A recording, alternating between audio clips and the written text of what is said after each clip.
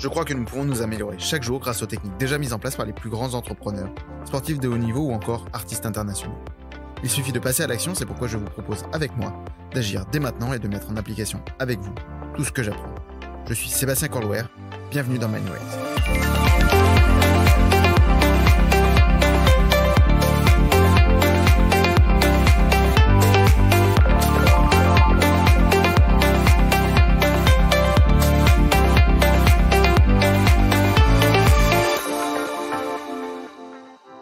Bonjour et bienvenue dans Mindways. Dans cet épisode, je te parle de la procrastination. Plus exactement, des sources de la procrastination.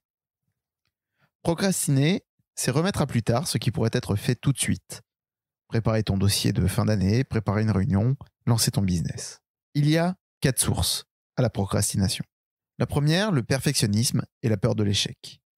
À vouloir faire trop bien, ou à force de te préparer au cas où tu risquerais d'échouer, tu vas remettre sans cesse à plus tard en te disant que tu n'es pas prêt et donc repousser systématiquement le moment de passer à l'action. La deuxième source de la procrastination, c'est l'évitement de la confrontation. Tu as peur de te confronter à quelqu'un, de te confronter à la vie des gens et du coup, tu ne passes pas à l'action. Il y a également le faux désintérêt. Tu penses que ça n'en vaut pas la peine. Mais en réalité, tu sais au fond de toi qu'il est important de le faire. Et enfin, le manque de résistance à la frustration. C'est tellement plus sympa d'aller regarder une série Netflix, de te poser dans ton canapé, que de passer directement à l'action, faire ton dossier ou que sais-je. Je te propose 8 clés pour combattre la procrastination. La première, qui paraît évidente, c'est sois conscient lorsque tu décides de procrastiner.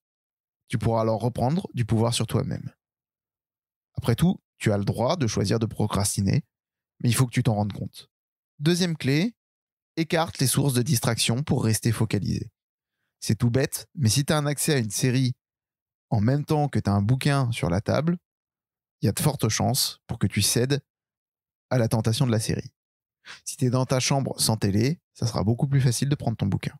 Prends tes décisions par rapport à tes objectifs et pas en fonction de leur facilité d'exécution.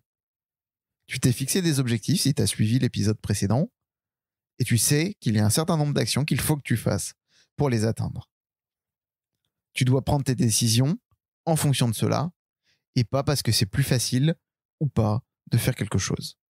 Quatrième clé, aide-toi en mettant en place des stratégies en utilisant des outils adaptés et faciles. Tu peux juste avec quelques outils et une bonne stratégie te rendre la vie vachement plus facile et du coup passer à l'action beaucoup plus facilement. Si le prix à payer est trop dur, tu ne passeras pas à l'action. Cinquième clé, définis la veille tes objectifs de la journée suivante pour avoir une vision claire de ce qui compte pour toi. Sixième clé, apprends à choisir plutôt que subir. Ça paraît bête, choisir c'est renoncer. Alors, fais un choix plutôt que de subir les choix des autres.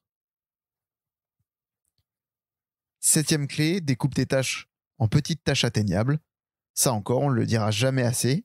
Un très gros objectif est quelque chose d'atteignable dès lors que tu vas le couper en plus petites tâches.